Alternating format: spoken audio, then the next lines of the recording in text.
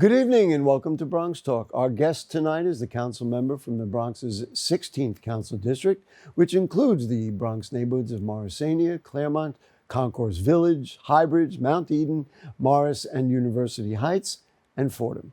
She'll talk with us about a unique advisory board program, her work as the chair of the council's Committee on Children and Youth, the City of Yes, and more. So please join me in welcoming the council member from the 16th CD, the Honorable Althea Stevens. Council member, nice to have you with us. So happy to be here. Before we talk about all those local issues, what's your impression of what you've seen from the DNC on TV? Now, we should mention to people we're recording this on Thursday, the 22nd. And so I guess Kamala Harris is going to speak tonight. But what do you think of what you've seen? Honestly, I am so excited to see the energy that has been displayed at the DNC and just seeing the excitement. People really, the Obama said it best, hope is alive again. And you can really just see that and feel it through the television. Unfortunately, I wasn't able to attend this year. I'm the designated survivor here in the Bronx, but I wasn't able to attend, but you see the young people being excited about it. You can see that they are really trying to make sure that everyone feels included. And just looking at this convention and the other convention that took place, this looks more like America, right? Where it is represented by everyone. When you're looking at the speakers, when you look out into the audience, even when they were doing the roll call, it was just like every state wanted to make sure they stood out. They were representing and, talking about the different legends and people who come from each state. I thought it was beautiful, and I'm just really excited for what's really here to come. Do you think there's more unity in the Democratic Party now, especially from, people who are called liberal and progressives and more moderate Democrats? Do you think they're united in this case? I think we have come to a point where we realize that if we're not united, that is going to be to our detriment. Even thinking about myself when I ran for office in 2021, my slogan was "Our strength is in our unity." And that's because I think sometimes we don't lean into what we have more likenesses and differences, but we always focus on the differences. And I think that after, President Biden stepping down and saying, you know what, I'm going to move to the side, we realize that we have to come together because there's no other way for us to achieve what we need to achieve, because we all know that, democracy is really what's on the ballot this year. All right, let's talk local. When you wake up in the morning and think about your work day, aside from being prepared for meetings and other appointments, saying I got to do this and this and this today, what do you think about in your district? What are the things that are most immediate concern, things that you say, well, I got to keep working this, and then also, of course, if there are things you think you're achieving at and the district is achieving at. So I'm just trying to get an overall vision of what you see. I mean, what keeps me up at night, because even before I get up in the morning, it keeps me up at night, right? And I'm thinking about it constantly. Just the same reasons I ran for office, right? One, always just thinking about the need that we have and how the Bronx, and specifically my district, has had disinvestment over the year. Just thinking about when we're thinking about development, when we're thinking about resources, economic development, those things haven't necessarily been present in my district. So you see a lot of poverty. We have a high number of shelters in our district, supportive housing, but I don't get additional resources for those things, right? And so for me, those are the things that keep me up. I have the highest number of young people that are in shelters in my district. That keeps me up at night. Obviously, we have food insecurity in my district is a thing. People are rent burdened in my district. And so those are the things that for me is like, how do we help people get to a place where they can be self-sustainable, how they can make sure that they can provide for their families, and most importantly, how do they stay safe, right? This idea of public safety, how do we make sure that everyone feels safe, everyone feels comfortable? And really, one of the things that I think has been missing is community, right? When we think about a community, it's about people working together, being together, and sometimes it's not necessarily present. And it's harder to do that when you deal with people who are living in poverty and have, a struggle. I think about parents all the time who both have to work, and then, of course, what happens to the kids, and they have the same goals that everybody has, and if there's food insecurity, how do you build them up? If I'm working a double shift, I might not want to go out to, like I had last night, movie Under the Stars, because I'm tired. Right, and may not have the resources to do that as well. The shelter question is an interesting question because nobody wants to have these kinds of things in their neighborhood. On the other hand, if there are people from the community who need that kind of service and need that kind of shelter, then it's somewhat appropriate to have it. But then you get inundated and you get saturated. I think that that's an oxymoron when people say that it's people from the community. So I think, one, I, as a council member, believe that people have a right to be here. But the reality is I cannot carry the burden of the city, because yes, I'm going to have a higher number of people who are homeless shelters because I have a lot of shelters. So if we're saying like, oh, it's people from the neighborhood, yes.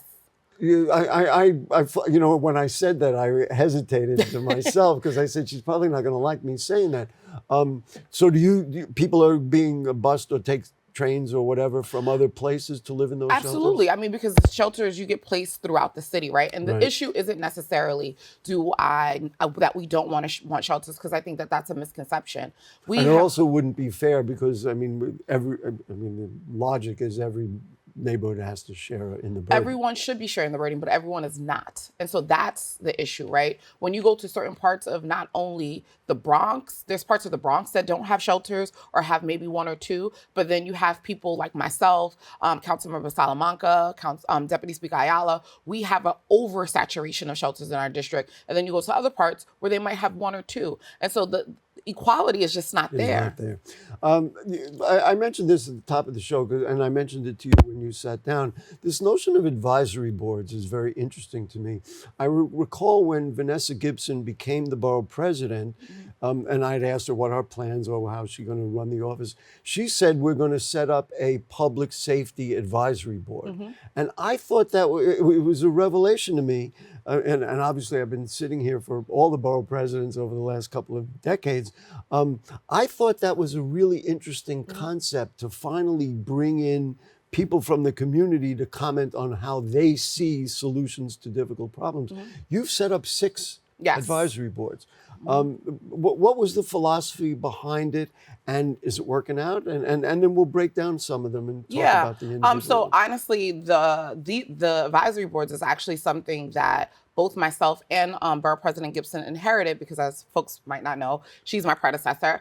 We inherited from Wendell T. Foster, who had been doing it for years. And so it was kind of... I didn't know that. Yes. And then, of course, his daughter, we were talking about Helen Foster. Helen Foster. So Wendell T. Foster and Helen Foster, they had advisory boards in District 16. So by the time I had gotten there, it had been around for years. And so for me, it was thinking about how do we not just keep it around, but make it work and make sure that it's effective. And so I did change things a bit. One of the things that I did which was very different than all the other advisory boards, we had youth advisory boards that designated specifically for youth. So I don't allow any adults to be on that board because, I think it's important. One of the reasons I ran for office was because young people told me they didn't feel like they had a voice or they weren't part of being civically engaged. And so for me, I think it's important that young people have access to me in the same way adults do. Is it difficult to get community people to participate? In other words, like you say, well, I have a health and wellness thing, and I'm sure there are professionals who may want to be part of it, but it can be a struggle. So it varies. I think I look at the boards, and prime example, our senior advisory board is the one that is thriving the most. We have, I believe, because they probably have the most time. They do have the most time, and and I think my liaison, who's my budget director, Shelby, she's done a great job of doing outreach and like really bringing them in. But we have over 60 members to her senior advisory board, and they meet monthly. They have workshops. They've built a structure where they have a president and different things like that. Can you talk about something that has come out of the advisory boards that maybe you've put into place or that really has worked to address or solve a problem? Yeah, I think all of them have different unique stance and they all have different purposes. So prime example, our youth advisory board last year, we had a youth forum in District 16 that we hosted. We had over 200 young people come together. They had workshops on entrepreneurship. They had workshops on social media. They had a civic engagement workshop. What does it look like to be civically engaged? Our multicultural advisory board, because I thought it was really important, and this was a new advisory board that I created, was thinking about, we have such a diverse district. How are we celebrating all of our differences and coming together? And so we had a multicultural festival this summer at Wendell T. Foster Park, where we had people have performances folks were giving out resources. It was a really good time for us to really put the display of different cultures we have in our district. I'm smiling because I can't think of anything healthier for a Bronx community especially, but really all of America is like that. I mean, if you can go anywhere and you'll see people from everywhere, more ethnicities and more people of origin from different places than ever before in your district. Yeah, I mean, that's the thing. That's my sense of the whole Bronx. It is really diversifying. We have a thriving, growing West African population that's growing in my district. I did not realize even yesterday at our movie Under the Stars, we have a growing Yemen population growing in my district that I was like, oh, okay. And so it's just that's the attitude we want to have. Oh, okay. It's really beautiful to see people wanting to be in the Bronx, coming here and really wanting to make this their home. So that actually really excites me. Let's just talk about youth. You are the chair of the Children and Youth Committee. What is this decarceration? I had never heard the word before. I heard it from you and I think one other elected official. What is decarceration? And let's talk about, because this is something that obviously is very important to you. Absolutely. So I'm the chair of Children and Youth, which is a new committee. So before I was just the chair of Youth Services, and that just had oversight over DYCD. So this year, the speaker actually added ACS to my portfolio. So now I have oversight over DYCD and ACS. So I like to say I am the mother of all the babies of New York City right now. Me and Rita Joseph. Mom. I know. Me and Rita Joseph are co-parents at this point because she has DOE and I have DYCD and ACS. So all the babies are under my jurisdiction. And one of the things that I've noticed is that a lot of folks don't talk about juvenile justice. And in the last 2 years, the population in Horizon and the other secured detention center in Brooklyn, Crossroads, has doubled. So we were at like 140. The numbers are somewhere hovering around two in the 200s. 200 young people who are in those facilities. In the secured facilities.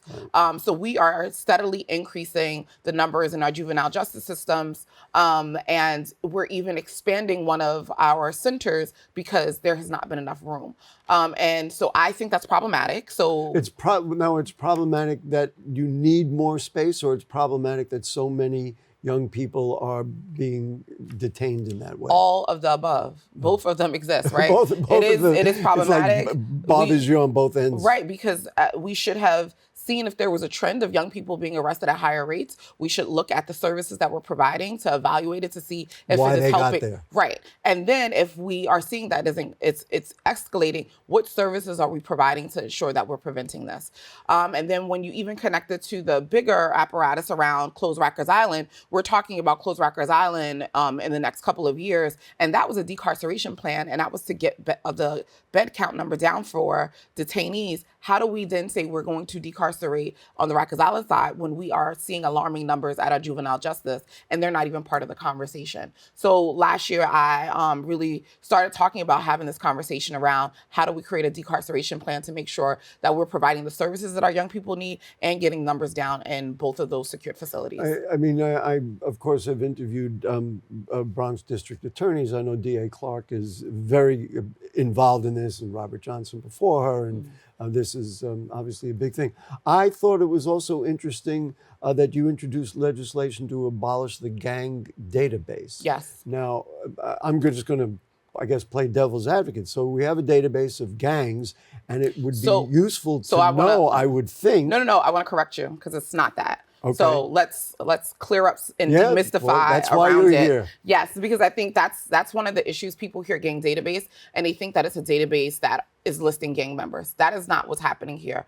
So actually, before I even went to council, I actually was part of a coalition to abolish the gang database. So this is something I've been working on for a number of years. But the issue with the gang database is it is a database that is used and and literally it's a racist database because 98% of the young people that's on, and not just young people, people who are on it are men, black and brown men, 98%. So you cannot tell me that only black and brown men are in gangs and that they're being monitored. And there's 5 ways for you to be put on the database, and it's a secret, right? So I can be on the database. I'm not notified that I'm on it. I wouldn't know, but they will put you in there, and there's 5 ways to be identified. But it's not a public record? It is not a public record. Wow. And you literally have to foil the NYPD to find out if you're on the database. And it was discovered after a gang raid that happened in the North Bronx at Edenwall. It was called the 120, and it was discovered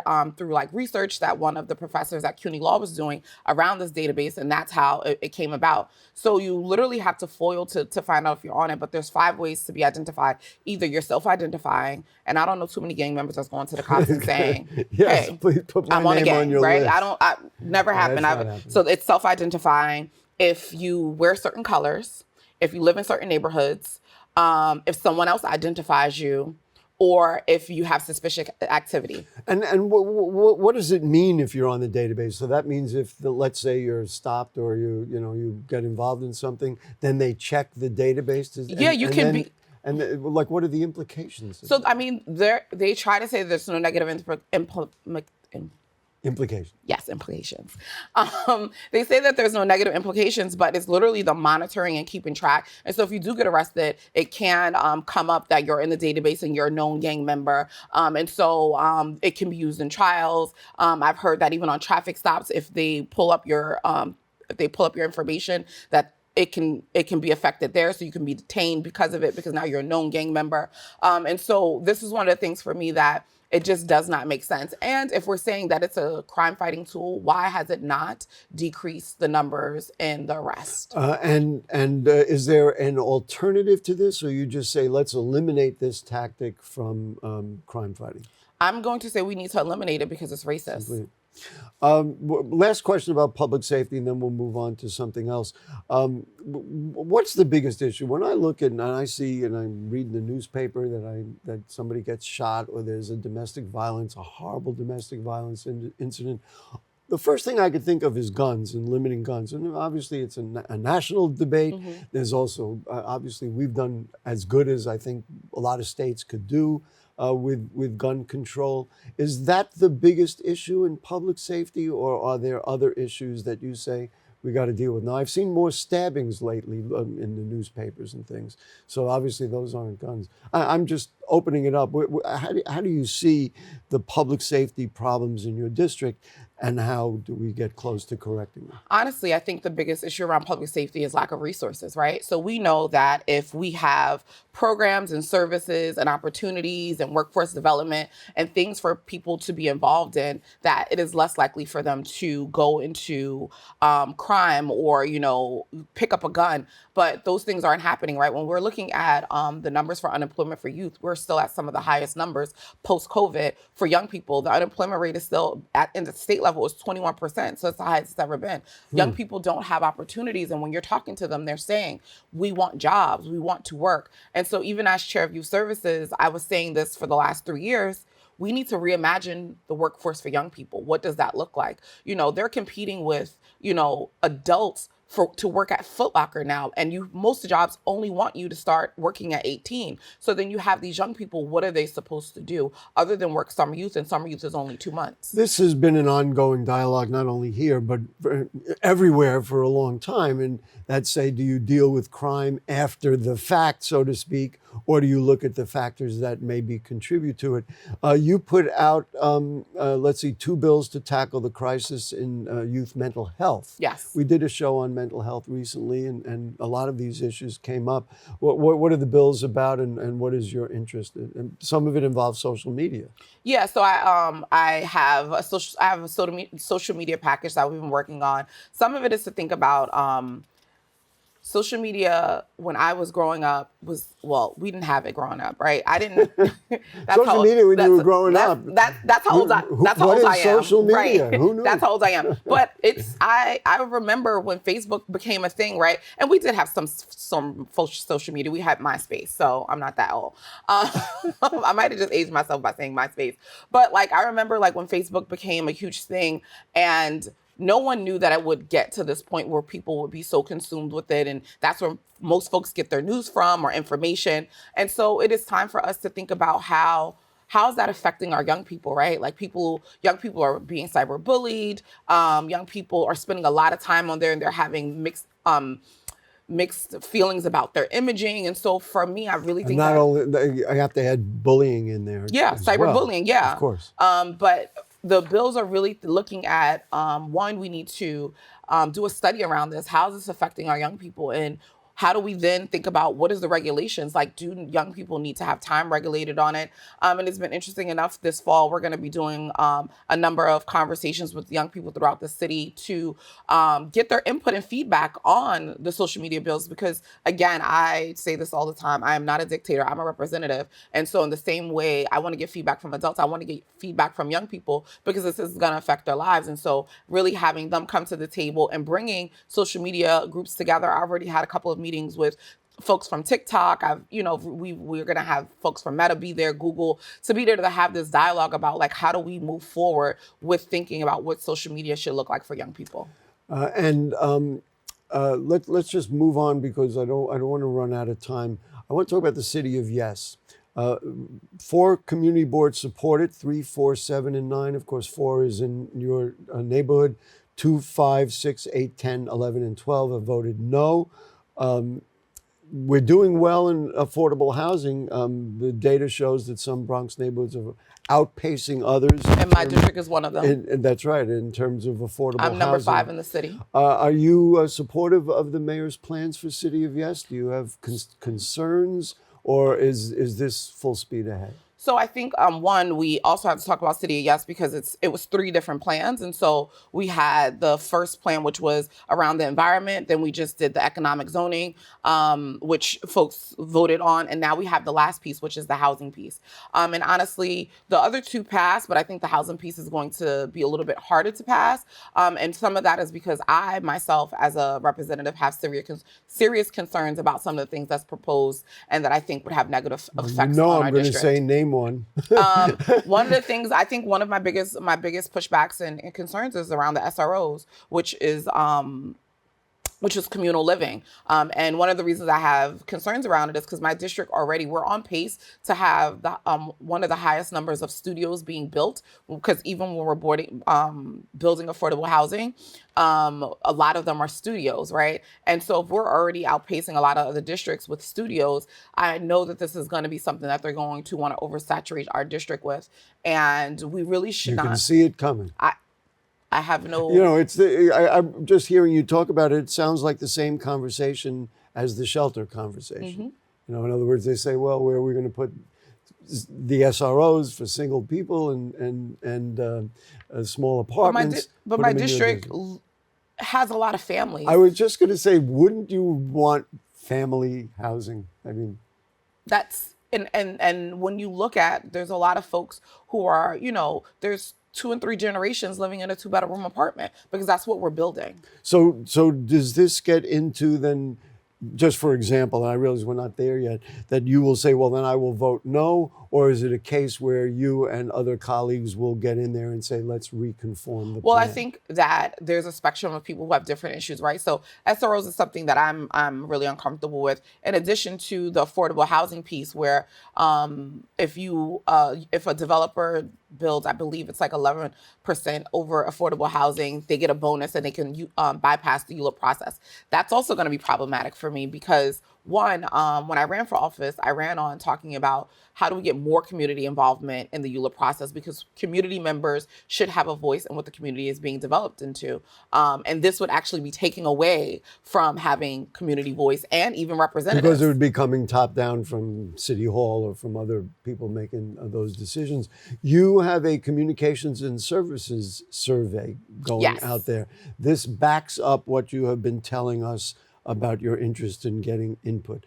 How's it going? Have you seen results yet? Or are you not there yet? Where is that at? Yeah, I mean, I have an amazing team. And so this is the idea. I feel like I planted in their heads like 2 or 3 years ago.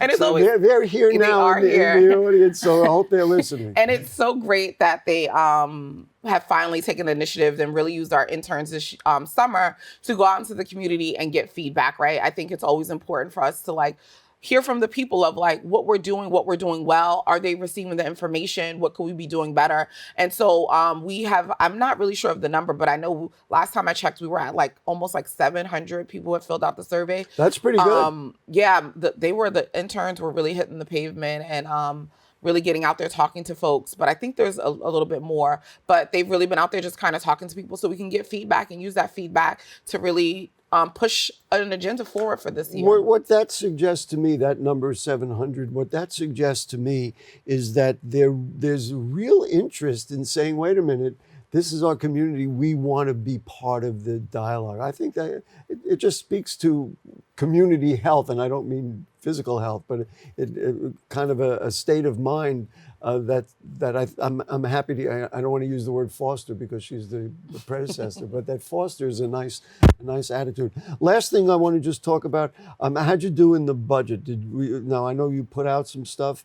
Let's see, $750,000 for a gym and auditorium upgrades at the Highbridge Green School, $100,000 for technology upgrades at the Highbridge Library.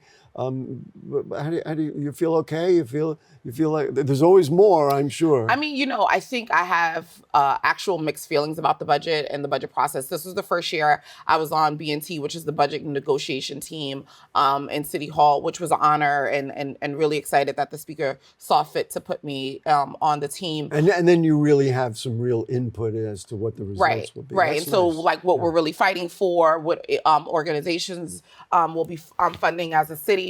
And so for me, I think this budget season being our third budget going in, I was understood the wins that we had, and I'm grateful, but I think that we could afford harder, and there was other things that we should have highlighted and uplifted.